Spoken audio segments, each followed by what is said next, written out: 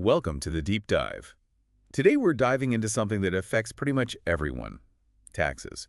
And to really grasp their impact, let's jump back to, believe it or not, 1794, Western Pennsylvania. Yeah, it sounds dramatic, doesn't it? You had farmers organizing, protesting. There were even shots fired, people killed. You'd almost think it was the French Revolution playing out in America. Exactly. But this was the Whiskey Rebellion, a really pivotal moment, actually, challenging the brand new U.S. government and President George Washington. And it all started, as these things often do, with a tax. Right. The country was basically broke after the War of Independence. So Alexander Hamilton, Treasury Secretary, comes up with this idea in 1791, tax whiskey distillers. Whiskey was super popular, seemed like a good way to raise money. It did on paper, but the way the tax was set up caused huge problems. How so? Well, it just felt deeply unfair to a lot of people, especially on the frontier. Big distillers, the wealthy ones, could pay a flat fee for the year, which meant per gallon they actually paid less tax. But the small guys, often farmers just turning extra grain into whiskey to make ends meet, maybe supplement their income, they had to pay tax on every single gallon produced. So a much bigger chunk there. A much bigger chunk. And remember, out there, cash was really hard to come by. Whiskey itself was often used like money for trade. So this tax wasn't just taking money, it was kind of strangling their local economy. Wow. So that history really hammers home how explosive taxes can be. Washington eventually had to lead troops to put the rebellion down, but politically, it was a game changer. The Federalist Party, Hamilton's party, they never really recovered from it. That's right. And it paved the way for Thomas Jefferson's party, which got rid of the tax in 1800. So this whole episode, this Whiskey Rebellion, it leaves us with a couple of big takeaways, doesn't it? It really does. Two key things I think that are still relevant. First, governments need taxes for defense, for roads, parks, schools, you name it. Services cost money. But, and this is the crucial part, taxes always have a cost that goes beyond the dollars collected. They change people's behavior, they distort incentives, sometimes stopping good economic activity from happening at all. And the second lesson. Making tax policy is just incredibly difficult and politically risky. As the Federalists found out the hard way, you're always balancing competing interests. So for you listening, maybe you're studying economics, maybe you just want to understand the news better. This is why we're doing this deep dive. We're going to explore how taxes affect supply, demand, prices. Who really ends up paying? The hidden costs, the benefits, different types of taxes. And that constant balancing act between making taxes efficient and making them fair, economics gives us the tools to analyze these trade-offs. Okay, let's start simple with a type of tax called an excise tax. Good place to start. It's just a tax on each unit of a good or service sold. Think gasoline, cigarettes, hotel rooms. They're straightforward, but they show us a lot about how all taxes work fundamentally. So let's imagine a town, Potterville. They have hotels. Before any tax, maybe the price settles at $80 a night, and folks rent 10,000 rooms. Standard supply and demand equilibrium. Right. You've got your downward sloping demand curve, upward sloping supply curve meeting at that point. $10,000 rooms. Now, Potterville decides to slap a $40 per night tax on the hotel owners. What happens? Well, for the owners, it's suddenly $40 more expensive to provide that room. To be willing to supply the same number of rooms as before, they'd need to receive $40 more per room to cover the tax. So their costs effectively go up. Exactly. So that supply curve, it shifts upwards vertically by the amount of the tax, $40. And the market finds a new balance. It does. The new intersection point shows that the price consumers actually pay jumps up, say, to $100. But fewer rooms are rented now, maybe only 5,000. Okay, so consumers pay $100, but the hotel owners have to give $40 of that to the city. Precisely. So the owners are only effectively receiving $60 per room, which is $20 less than before the tax. So wait, the tax was $40 on the owners, but the price only went up, $20 for consumers, and the owners' take-home went down by $20. It looks like they split the burden, 50-50. In this particular example, yes, which leads to a really common question. Does it actually matter who officially pays the tax? Like, if Potterville taxed the guests $40 instead of the owners, would it be different?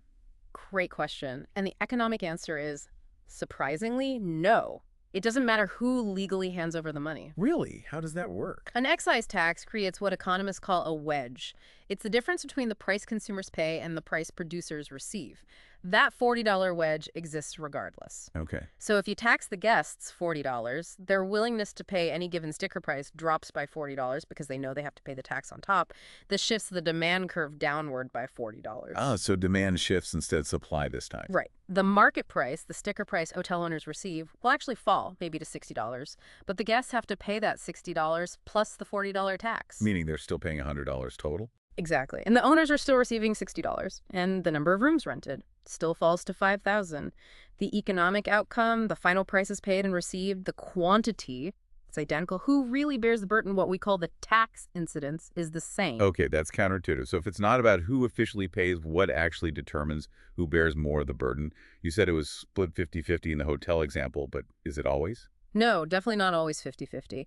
The real key, the determinant of tax incidence, is price elasticity, specifically the price elasticity of supply and the price elasticity of demand. Elasticity. Refresh my memory on that. Sure, elasticity just measures how much buyers or sellers change their behavior in response to a price change. If they change a lot, we say their demand or supply is elastic. If they don't change much, it's inelastic. Got it. So how do elasticities decide who pays the tax? Let's use an example. Think about gasoline taxes. Federal taxes, 18 cents a gallon? States add more. Right, it adds up. No, think about your demand for gas. If the price goes up a bit, do you immediately stop driving? Probably not much, right? You still need to commute, run errands. There aren't many easy, quick substitutes for most people. True.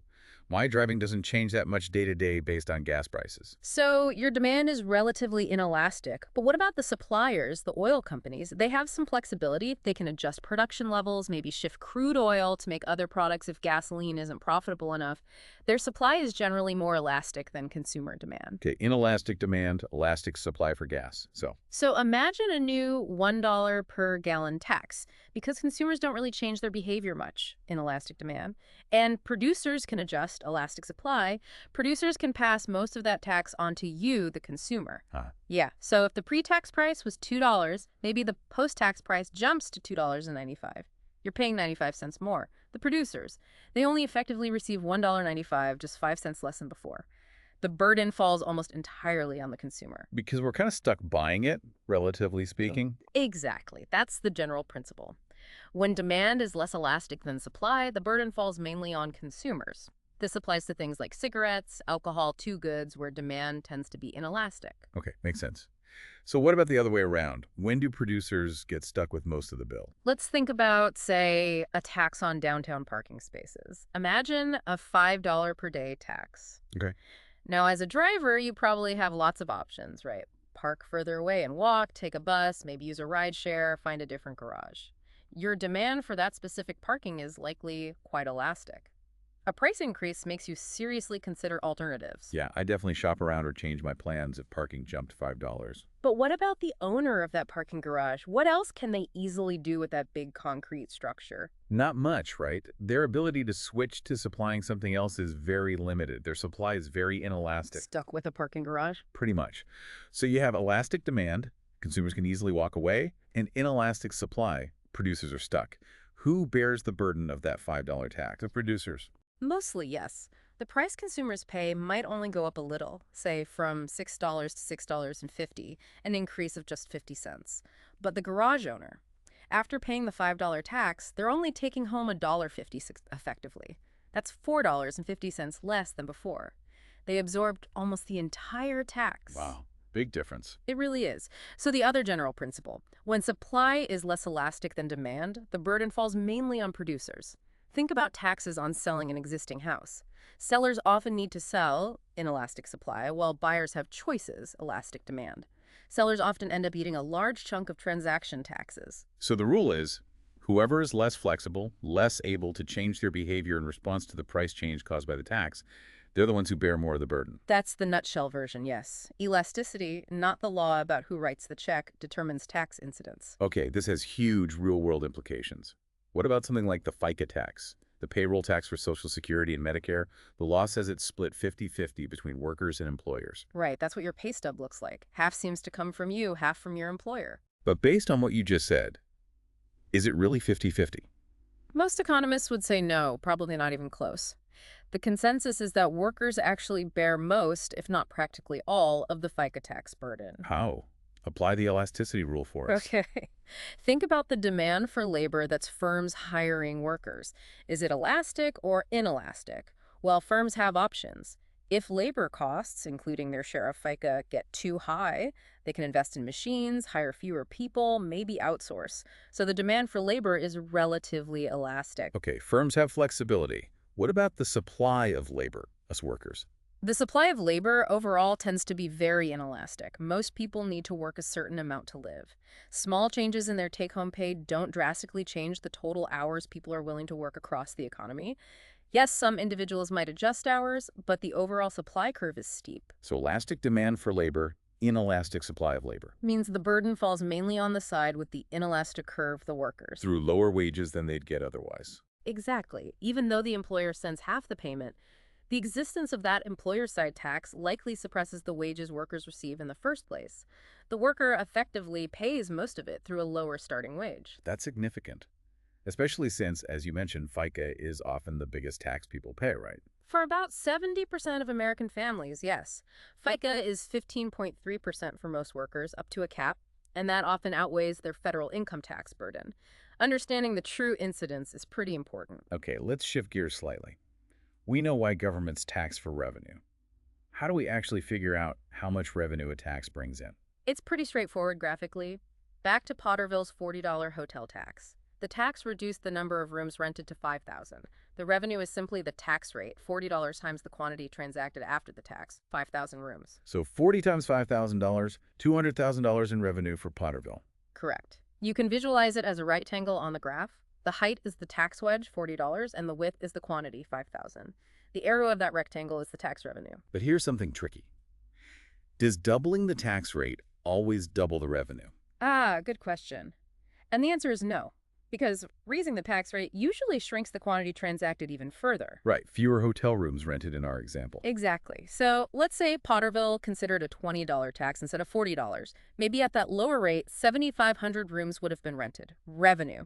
$20 times 7,500 is $150,000. Okay, less than the $200,000 from the $40 tax, so higher tax meant more revenue there. In that range, yes. But what if they got really aggressive and tried a $60 tax? The number of rooms rented might plummet to, say, $2,500. So revenue would be $60 times $2,500? Only $150,000, same as the $20 tax. Wow, so raising the tax from $40 to $60 actually decreased total revenue. Correct. Because the drop in the number of transactions was so large, it more than offset the higher rate per transaction. This relationship is often illustrated by the Laffer curve. The Laffer curve, I've heard of that. The idea that if taxes are too high, cutting them could actually increase revenue. That's the controversial implication, yes. The curve suggests that revenue is zero at a 0% tax rate, rises as the rate increases, hits a maximum at some point, and then actually falls back towards zero as the tax rate approaches 100% because economic activity grinds to a halt. Are there real examples? Well, the effects are debated, but you could point to extreme cases. Like when France proposed that 75% tax rate on very high earners, reports suggested significant numbers of wealthy individuals made plans to leave the country, potentially reducing France's overall tax base and revenue. It highlights that extremely high rates can indeed backfire by discouraging the taxed activity. Okay, so revenue is the benefit. What about the costs of taxation, beyond just the money paid? The biggest hidden cost is what we call deadweight loss. It's the loss of economic efficiency that occurs because the tax prevents mutually beneficial transactions from happening. Or transactions that would have happened without the tax. Exactly. Remember, our $40 hotel tax reduced room rentals from 10,000 to 5,000.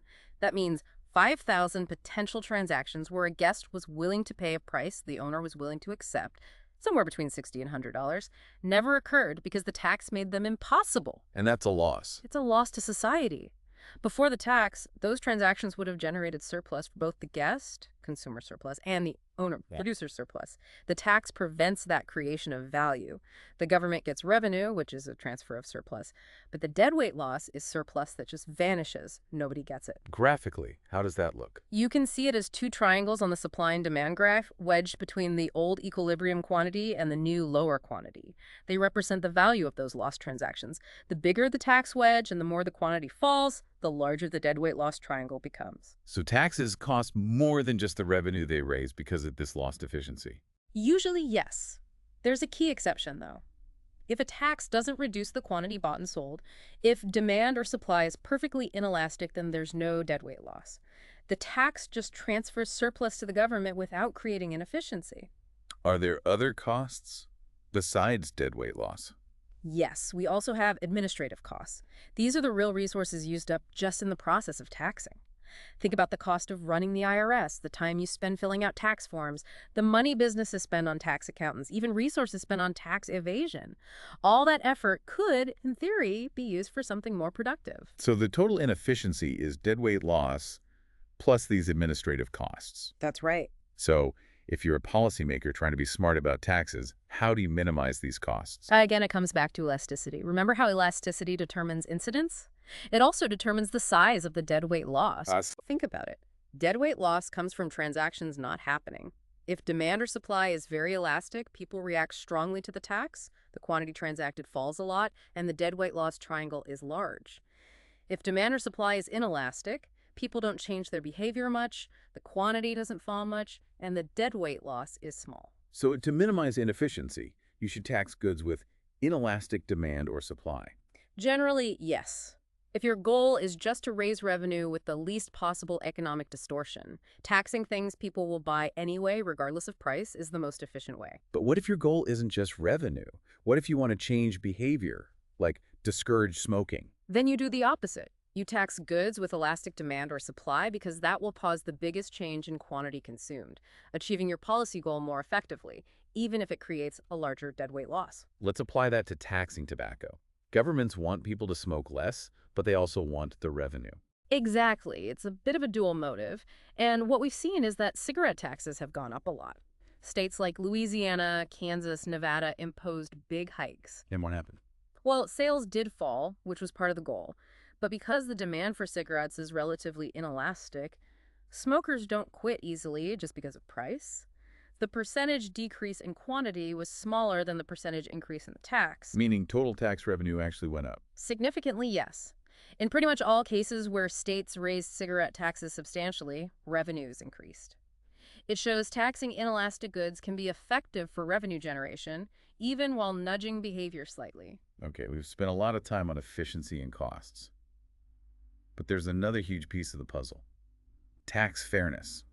What does that even mean in economics? It's a crucial concept, but fairness can mean different things. There are two main principles economists talk about. First is the benefits principle. Yeah, the idea that those who benefit from public spending should be the ones who pay the taxes that fund it. Think of gasoline taxes funding highway construction and repair. The people using the roads are paying for them. It links payment to benefit. Makes sense. What's the other principle? The ability to pay principle. This one says that people with a greater capacity to pay taxes should pay more. Usually, this means higher income individuals should pay more in absolute dollars and often a higher percentage of their income. Like our modern income tax systems try to do. Exactly. And think back to the Whiskey Rebellion, that tax violated the ability to pay principle. The small distillers, who had less ability to pay, were taxed proportionally more than the large distillers. That perceived unfairness fueled the revolt. So we have these two ideas of fairness, and we also have the goal of efficiency, minimizing deadweight loss.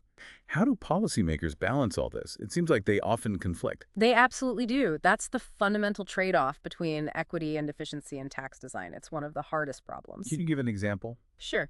Consider a theoretical lump sum tax. Imagine the government just charged every single person, say $1,000, regardless of their income, their job, what they buy. Anything. Okay, a flat fee for everyone. From an efficiency standpoint, it's perfect because the tax doesn't depend on any action you take. It doesn't distort any incentives. You can't avoid it by working less or buying less. So zero deadweight loss, maximum efficiency. That sounds incredibly unfair. A billionaire pays the same $1,000 as someone struggling to get by. Precisely. It completely violates the ability to pay principle. So while it's perfectly efficient, it's widely seen as extremely inequitable. So the trade-off is, if you want a tax system that feels fairer, according to ability to pay, you generally have to accept some inefficiency, some deadweight loss. That's usually the case. Taxes based on income or consumption, which feel fairer to many, inevitably distort decisions about working, saving, or spending, creating deadweight loss. Finding the right balance between fairness and efficiency is really a political and social choice, not purely an economic one. Okay, let's bring this home. How do these principles play out in the actual U.S. tax system? Well, first we need a few terms. Every tax has a tax base. That's what is being taxed. Income, payroll, sales, profits, property, wealth.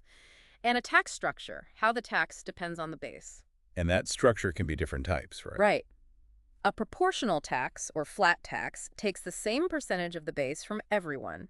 A progressive tax takes a larger percentage from high-income earners than low-income earners.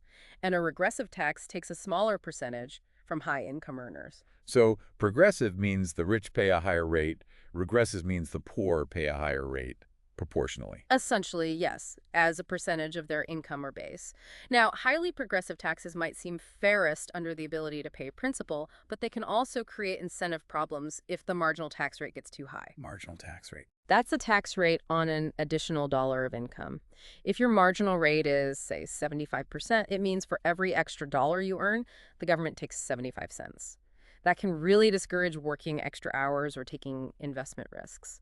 Historically, the U.S. actually had top marginal rates over 90% back in the 1950s and 60s. Wow. Okay, so what does the current U.S. system look like? Progressive. Regressive. It's a mix, really. The federal personal income tax is definitely progressive. Higher incomes fall into higher tax brackets, and things like the earned income tax credit actually result in negative tax rates for some very low-income families. It strongly reflects the ability to pay principal. Okay. Income tax is progressive. What about that FICA payroll tax we talked about? FICA is generally considered somewhat regressive. Remember, it's meant to fund Social Security and Medicare, sort of aligning with the benefits principle. But the Social Security part is capped. You only pay it on income up to a certain limit each year. Meaning billionaires pay the same dollar amount for Social Security tax as someone earning, say, $160,000. Exactly, which means as a percentage of their total income, high earners pay much less in Social Security tax. So overall, FICA takes a smaller share from the very wealthy than from middle-income earners. Okay. What about sales taxes? Sales taxes, typically levied by states, are generally regressive because lower-income households tend to spend a larger proportion of their income on goods and services subject to sales tax, while higher-income households save more or spend on untaxed services. And state and local taxes generally. They tend to be less progressive, sometimes regressive too. Think flat fees for car registration or property taxes that might not perfectly align with income. So income tax progressive, payroll and sales taxes leaning regressive. What's the overall picture? When you add it all up, federal, state, local, the overall U.S. tax system is progressive. Data consistently shows that higher income households pay a significantly higher percentage of their income in total taxes than lower income households. But it's less progressive than the federal income tax alone might suggest because of those other taxes. How does the U.S. compare globally? Are we a high tax or low tax country? Compared to other wealthy, developed nations, especially in Europe, the U.S. is actually near the bottom in terms of taxes as a share of the economy, as a share of GDP. European countries often have tax burdens 40, 50, even 70% higher. Why is that? Largely because their governments provide much more extensive social benefits, universal health care, more generous pensions, widespread subsidized childcare, things like that. More government spending requires higher taxes.